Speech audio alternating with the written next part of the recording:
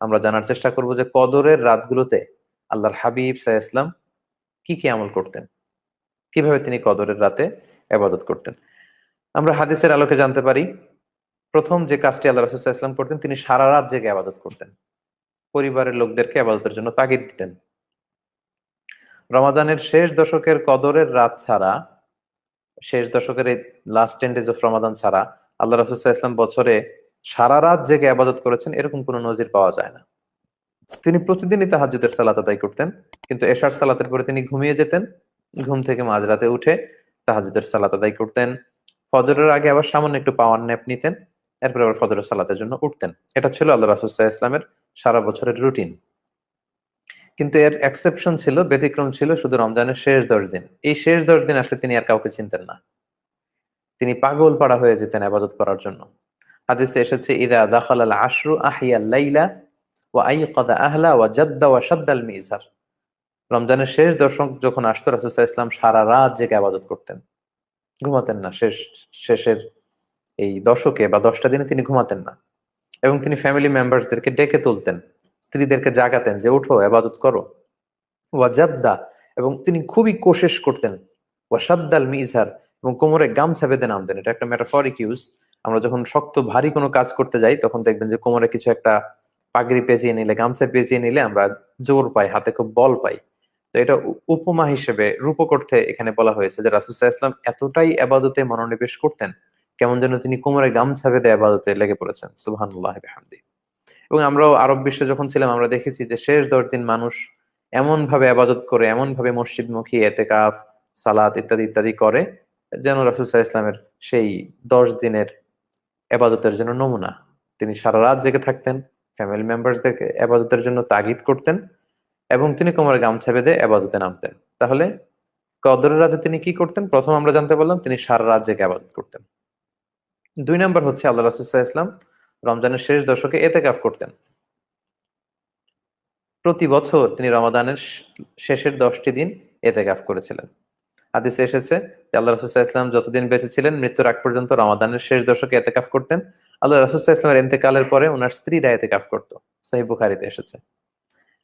সুনানে আবু দাউদের আরেকটি হাদিসে এসেছে যে রাসূল সাল্লাল্লাহু আলাইহি ওয়াসাল্লাম রমাদানের শেষ দশকে প্রতি বছর এতেকাফ করেছেন, শেষ দশকে। কিন্তু যেই বছর তিনি ইন্তেকাল করবেন ওই দিন তিনি 20 দিন এতেকাফ করেছিলেন। এটা এক্সেপশন। তার মানে তিনি যতদিন বেঁচে ছিলেন রমজানের শেষ 10 দিন এতেকাফ করতেন। যে বছর তিনি দুনিয়া থেকে বিদায় নিবেন ওই বছর তিনি 10 দিনের জায়গায় ডাবল 20 দিন এতেকাফ করেছিলেন সাল্লাল্লাহু আলাইহি ওয়াসাল্লাম। তাহলে এই এতেকাফ থেকে আমরা বুঝতে পারি যে এই শেষের 10 দিনের এই পিরিয়ড অফ টাইমটা এটা খুবই গুরুত্বপূর্ণ, এবং বিশেষ করে এর মধ্যে যে কদরের রাত আছে সেটা। এতেকাফের সিগনিফিকেন্স হচ্ছে যে যারা এতেকাফ করে তাদের কদরের রাত ছুটে যাওয়ার কোনো সম্ভাবনা নেই। কারণ 10 দিনের জন্য তিনি পরিবার ছেড়ে, চাকরি বাকরি, ব্যস্ততা সবকিছুকে ছুটি দিয়ে তিনি মসজিদে আল্লাহর ইবাদতের জন্য এসেছেন। সো তিনি প্রতিদিনই রাত জাগছেন, প্রতিদিনই ইবাদত করছেন, প্রতি রাতেই তিনি ইবাদত করার সুযোগ পাচ্ছেন, মিসিং হচ্ছে না কিছু। ফলে এতেকাফ যারা করবে তারা কদরের বরকত পাবেই পাবে ইনশাআল্লাহ। সো আমাদের যদি কারো সুযোগ থাকে আমরা যেন এতেকাফে অভ্যস্ত হই। আমাদের বাংলাদেশে বয়স্ক লোকদেরকে অনেক সময় খুঁজে পাওয়া যায় না, তো টাকা দিয়ে মহল্লাতে এতেকাফে বসানো হয়। এটা ব্যাপারটা খুবই দুঃখজনক। এতেকাফ মুরব্বীদের ইভেন্ট না, এটা হচ্ছে ইয়াংদের ইভেন্ট। আমি প্রায় বলি, আমরা মালয়েশিয়াতে দেখেছি, মানে ছোট বড় নির্বিশেষে সবাই এতেকাফে চলে আসে, পুরো ফ্যামিলি এতেকাফে চলে আসে, ছোট ছোট বাচ্চারাও চলে আসে, ইয়াংরা এতেকাফ করে সারা রাত মসজিদে। চমৎকার ইবাদতের পরিবেশ। যদি মসজিদে এতেকাফের সুযোগ হয় আমরা যেন সেটা করি। আর পারা না গেলে ঘরের ভেতরেও, আধুনিক স্কলাররা বলেছেন যে ঘরের ভেতরেও একটা নির্দিষ্ট জায়গাকে আবাদতের জন্য নির্ধারিত করে 10 দিন কেউ যদি আবাদতে নিমগ্ন থাকে, এটাকেও আল্লাহ তাআলা এতেকাফের সওয়াব দিবেন বলে আমরা আশা করতে পারি। এবং কোরআনের বিভিন্ন জায়গায় ওয়া আনতুম আকিফুনা ফিল মাসাজিদ ওয়াল আকিফিন, এভাবে এতেকাফের ব্যাপারে কিন্তু কালামুল্লাহ মাজিদেও উল্লেখ করা হয়েছে। তাহলে প্রথমে জানলাম রাসূল সাল্লাল্লাহু আলাইহি ওয়াসাল্লাম লাস্ট 10 ডেজে ঘুমাতেন না, কদরের রাতগুলো জেগে থাকতেন। 2 নম্বরে জানলাম তিনি এতেকাফ করতেন। 3 নম্বর হচ্ছে রাসূল সাল্লাল্লাহু আলাইহি ওয়াসাল্লাম, সাইয়েদনা জিবরাইল আলাইহিস সালাম এবং রাসূল সাল্লাল্লাহু আলাইহি ওয়াসাল্লাম দুইজন যৌথভাবে কোরআন রিভিশন করতেন। সুবহানাল্লাহি ওয়া বিহামদিহি। এটা শুধু কদরের রাতেই না, পুরো রমাদান ব্যাপী। ফায়ুদারিসুহুল কুরআন ওয়া কানা জিবরিলু ইয়ালকাহু ফি কুল্লি লাইলাতিন মিন রমাদান ফায়ুদারিসুহুল কুরআন। রমজানের প্রতি রাতে এসে সাইয়েদনা জিবরিল আলাইহিস সালাম পুরো কোরআনটাকে রাসূল সাল্লাল্লাহু আলাইহি ওয়াসাল্লামের কাছে পেশ করতেন, রাসূল আবার ওনার কাছে পেশ করতেন। কানা ইউআরিদুল কোরআন, সাইয়েদনা জিবরিল মুআরাদা করতেন, মানে পুরো কোরআনটা রাসূলকে শোনাতেন, রাসূল সাল্লাল্লাহু আলাইহি ওয়াসাল্লাম আবার সাইয়েদনা জিবরিলকে শোনাতেন, মানে যৌথ রিভিশন চলতো। সারা বছর কি নাজিল হয়েছে, বিগত বছরগুলোতে যা নাজিল হয়েছে সবটা সাইয়েদনা জিবরিল আল্লাহ রাসূল সাল্লাল্লাহু আলাইহি ওয়াসাল্লামকে তেলাওয়াত করে শোনাতেন, আবার আল্লাহ রাসূল সাল্লাল্লাহু আলাইহি ওয়াসাল্লাম সাইয়েদনা জিবরিলকে তেলাওয়াত করে শোনাতেন। সহিহ মুসলিমের আরেকটা বর্ণনা এসেছে যে রাসূল সাল্লাল্লাহু আলাইহি ওয়াসাল্লাম প্রতি রমাদানে জিবরিল এসে তাকে পুরো কোরআন একবার শোনাতো, আল্লাহ রাসূল একবার শোনাতেন। কিন্তু যে বছর আল্লাহ রাসূল সাল্লাল্লাহু আলাইহি ওয়াসাল্লাম ইন্তেকাল করবেন, সে বছর সাইয়েদনা জিবরিল পুরো কোরআনটা দুইবার রাসূল সাল্লাল্লাহু আলাইহি ওয়াসাল্লামের কাছে পেশ করেছেন, মানে রিভিশন, ক্রস চেক। রাসূল সাল্লাল্লাহু আলাইহি ওয়াসাল্লামের কোনো জায়গায় যেন ভুলে না যান, কোনো জায়গায় যেন কোনো ধরনের ঘাটতি না থাকে, একেবারে ক্রস চেক করে পুরো কোরআনটা দুইবার তিনি শুনিয়েছেন। রাসূল সাল্লাল্লাহু আলাইহি ওয়াসাল্লাম আবার জিবরিল আলাইহিস সালামকে দুইবার শুনিয়েছেন। এইভাবে কোরআনের রিভিশন চলতো। তাই আমরা বুঝতে পারি যে আমরা এই কদরের রাতগুলোকে কোরআন রিভাইজ এর রাত বানাতে পারি। আমাদের যে সূরাগুলো মুখস্থ আছে আমরা যেন রিভাইজ দিয়ে এগুলোকে ঝালাই করে নেই, যেগুলো মুখস্থ নাই এগুলো যেন বেশি বেশি করে রিভাইজ দেই। যেহেতু শাহরু রমাদান আল্লাযী উনজিলা ফীহিল কুরআন, রমাদান হচ্ছে এমন মাস যে মাসে কোরআন নাজিল হয়েছে, সো আমরা কোরআনকে যেন বেশি বেশি তেলাওয়াত করি, বেশি বেশি রিভিশন করি। 4 নম্বরে কদরের রাতে আল্লাহ রাসূল সাল্লাল্লাহু আলাইহি ওয়াসাল্লাম যেটা করতেন সেটা হচ্ছে কিয়ামুল লাইল। কিয়ামুল লাইল মানে হচ্ছে রাতের সালাত বা তাহাজ্জুদের সালাত। এটা খুবই গুরুত্বপূর্ণ। আল্লাহ রাসূল সাল্লাল্লাহু আলাইহি ওয়াসাল্লাম সবসময় কিয়ামুল লাইল করতেন। আর এই কদরের রাত্রিতে তো কোনো কথাই নেই, এবং তিনি ইরশাদ করেছেন, মান কামা লাইলাতাল কদরি ঈমানা ওয়া ইহতিসাবা গুফিরা লাহু মা তাকদ্দামা মিন যামবি। কদরের রাতে কেউ যদি বিশ্বাসের সাথে, ঈমানের সাথে, সওয়াবের প্রত্যাশা নিয়ে আন্তরিকতার সাথে কিয়ামুল লাইল করে, আল্লাহ তাআলা এই কিয়ামুল লাইলের কারণে তার বিগত দিনের সকল গুনাহ খাতা তিনি মাফ করে দিবেন। সুবহানাল্লাহি ওয়া বিহামদিহি। কত বড় ঘোষণা, কত বড় সওয়াব এবং রিওয়ার্ডের ঘোষণা। তাই কদরের রাতগুলোতে যেন প্রিয় ভাই এবং বোনেরা আমরা কিয়ামুল লাইলকে মিস না করি। আল্লাহ তাআলা এই সালাতটাকে, তাহাজ্জুদের সালাতটাকে খুব বেশি পছন্দ করেন।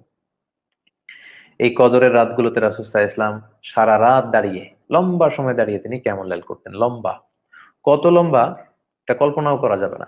সহিহ বুখারীর বর্ণনায় এসেছে, যখন রাসূল সাল্লাল্লাহু আলাইহি ওয়াসাল্লামের রাতের নামাজের ব্যাপারে জিজ্ঞেস করা হলো, আম্মা জান আয়েশা বললেন, ফালা তাসআল আন হুসনিহিন্না ওয়া তুলিহিন। রাসূল সাল্লাল্লাহু আলাইহি ওয়াসাল্লামের সালাত যে কত সুন্দর ছিল, রাসূল সাল্লাল্লাহু আলাইহি ওয়াসাল্লামের সালাত, রাতের সালাতের কিয়ামুল লাইল যে কত লম্বা ছিল, এ ব্যাপারে আমাকে জিজ্ঞেস করো না। তার মানে হচ্ছে যে আমি কি উপমা দিয়ে বোঝাবো তোমাদেরকে যে আমার নবীর সালাত কত সুন্দর ছিল? আমি কোন কথা দিয়ে, কোন ভাষার উপমা দিয়ে আমি বুঝাবো যে আমার নবীর রাতের সালাতের সৌন্দর্য কতটা চমৎকার ছিল? তিনি লম্বা সময় ধরে নামাজে কিয়াম করতেন, তেলাওয়াত করতেন। যত সময় তিনি তেলাওয়াত করতেন, রুকুতে যে ঠিক তত সময় থাকতেন, রুকু থেকে দাঁড়িয়ে আবার ঠিক তত সময় লম্বা সময় থাকতেন, সেজদায় যে আবার লম্বা সময় থাকতেন, প্রথম সেজদা থেকে উঠে বসে আবার সেই অতটুকু লম্বা সময় থাকতেন। মানে এক এক সালাতে কয়েক ঘন্টা চলে যেত এরকম। 2 রাকাত সালাতে হয়তো 1 ঘন্টা 1.5 ঘন্টা তিনি কাটিয়ে ফেলেছেন। এবং সহিহ বুখারীর এক বর্ণনায় এসেছে, কানা ইয়াকুমু মিনাল লাইলি হাত্তা তাতাফাত্তারা কদামা। রাতে যখন তিনি আল্লাহর হাবিব সাল্লাল্লাহু আলাইহি ওয়াসাল্লাম কিয়ামুল লাইলের জন্য দাঁড়াতেন, দাঁড়িয়ে থাকতে থাকতে আল্লাহ রাসূল সাল্লাল্লাহু আলাইহি ওয়াসাল্লামের পা গুলো ফুলে এরকম মোটা হয়ে যেত, মোটা হয়ে যেত, তার পা গুলো ফুলে এরকম ভার হয়ে যেত, মোটা হয়ে যেত। আম্মা জান আয়েশা বলেন, ইয়া রাসূলুল্লাহ, কেন আপনি আপনার দেহের উপর এত কষ্ট দিচ্ছেন? কেন আপনি এত কষ্ট করে সালাত আদায় করছেন? ওয়াকাদ গাফারাল্লাহু লাকা মা তাকদ্দামা মিন যামবিকা মা তাআখার। আল্লাহ তো আপনার পূর্বের পরের সব গুনাহ মাফ করে দিয়েছে। আপনার তো কোনো গুনাহ নাই, আপনি তো মাসুম, নিষ্পাপ। আগের পরের সবকিছুর ক্ষমা, নিঃশর্ত ক্ষমা, আপনি মাসুম, সবকিছু আল্লাহ ক্ষমা করে দিয়েছেন, কেন আপনি এত কষ্ট করেন?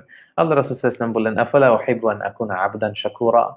হে আয়েশা, আমি আল্লাহর একজন শাকুর, একজন কৃতজ্ঞ বান্দা হই, শুকরগুজার বান্দা হই, এটাকে আমি পছন্দ করব না? মানে এটা ঠিক যে আল্লাহ তাআলা আমার সব গুনাহ মাফ করে দিয়েছেন, আমার কোনো গুনাহ নাই, তারপরেও কি আমি শুকরগুজার হব না? আমার রব তো নেয়ামত দিয়ে আমার পুরো জীবনকে ধন্য করেছেন, তাই নেয়ামতের শুকরিয়া স্বরূপ আমি দাঁড়িয়ে দাঁড়িয়ে আল্লাহ তাআলার সামনে ইবাদত করি এবং কিয়ামুল লাইল করি। তাহলে সম্মানিত সুধী, কদরের রাতের অন্যতম একটি গুরুত্বপূর্ণ ইবাদত আমরা জানলাম, কিয়ামুল লাইল করা, দাঁড়িয়ে লম্বা রাতের নামাজ পড়া। 5 নাম্বার যে কাজটি আমরা করতে পারি সেটি হচ্ছে দোয়া করা। আম্মা জান আয়েশা রাদিয়াল্লাহু তাআলা আনহা আল্লাহর হাবিব সাল্লাল্লাহু আলাইহি ওয়াসাল্লামকে জিজ্ঞেস করলেন সুনানে ইবনে মাজার বর্ণনায়, যে ইয়া রাসূলুল্লাহ, যদি আমি কদরের রাত পেয়ে যাই তাহলে আমি কি দোয়া করব? আল্লাহ রাসূল সাল্লাল্লাহু আলাইহি ওয়াসাল্লাম শিখিয়ে দিলেন, তুমি এই দোয়াটি করবে আয়েশা। দোয়াটি হচ্ছে, আল্লাহুম্মা ইন্নাকা আফুউন তুহিব্বুল আফওয়া ফাআফু আন্নি। অর্থাৎ, হে আল্লাহ, নিশ্চয় আপনি ক্ষমাশীল, আপনি ক্ষমাকে পছন্দ করেন। ফাআফু আন্নি, আপনি আমাকে ক্ষমা করেন। আল্লাহ, আপনি তো ক্ষমাশীল। ইন্নাকা আফুউন, মানে দোয়ার ভাষাটা এত প্রেসাইজ, এত সুন্দর, এত চমৎকার। ইন্নাকা আফুন, হে আল্লাহ আপনি তো ক্ষমাশীল, তুহিব্বুল আফওয়া, আপনি নিশ্চয়ই ক্ষমাশীল, আর ক্ষমা করাকে, ক্ষমা করে দেয়াকে আপনি পছন্দ করেন। ফাফু আননি, তাই আপনি আমাকে ক্ষমা করে দেন। তাই সম্মানিত দিনী ভাই এবং বোনেরা, আমরা যেন এই দোয়াটি বেশি বেশি পড়ি। আমরা আজকে 27-এর কদরের রাত, সামনে 29-এর আরেকটি কদরের রাত পাবো। আমরা 2 রাকাত করে সালাত আদায় করেই যেন বসে বসে এই দোয়াটি পড়ি, এবং দোয়াটির মর্মার্থ, দোয়াটির অর্থ যেন আমরা ফিল করি। আমি দোয়াটি আবারও পড়ছি, আল্লাহুম্মা ইন্নাকা আফুউন তুহিব্বুল আফওয়া ফাআফু আন্নি। অর্থাৎ, হে আল্লাহ নিশ্চয়ই আপনি ক্ষমাশীল, আল্লাহ আপনি ক্ষমা করাকে পছন্দ করেন, আল্লাহ তাই আপনি আমাকে ক্ষমা করে দেন। এই দোয়াটি যেন আমরা বেশি বেশি পড়ি। তাছাড়া এই রাতে আমরা সাদাকা করতে পারি, আমাদের দানের হাতকে প্রশস্ত করতে পারি, যেহেতু রমাদানে সওয়াবকে মাল্টিপল করা হয়, অনেক গুণে বাড়িয়ে দেওয়া হয়। তাই এই রাতে আমরা সাদাকা করতে পারি। আল্লাহ রাসূল সাল্লাল্লাহু আলাইহি ওয়াসাল্লাম রমাদান যখন আসতো, কার রিহিল মুরসালা আজওয়াদ মিনার রিহিল মুরসালা, প্রবাহিত বাতাসের চাইতেও বেশি তিনি বদান্যতার প্রকাশ ঘটাতেন। দেদারসে তিনি হাত খুলে দান করতেন।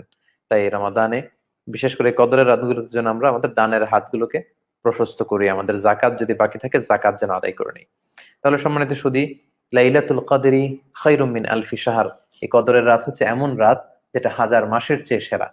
এবং এই রাতটি কোন রাত, এবং এই রাতে আল্লাহর হাবিব সাল্লাল্লাহু আলাইহি ওয়াসাল্লাম কিভাবে ইবাদত করতেন, এ ব্যাপারে আমরা সংক্ষিপ্ত পরিসরে জেনে নিলাম।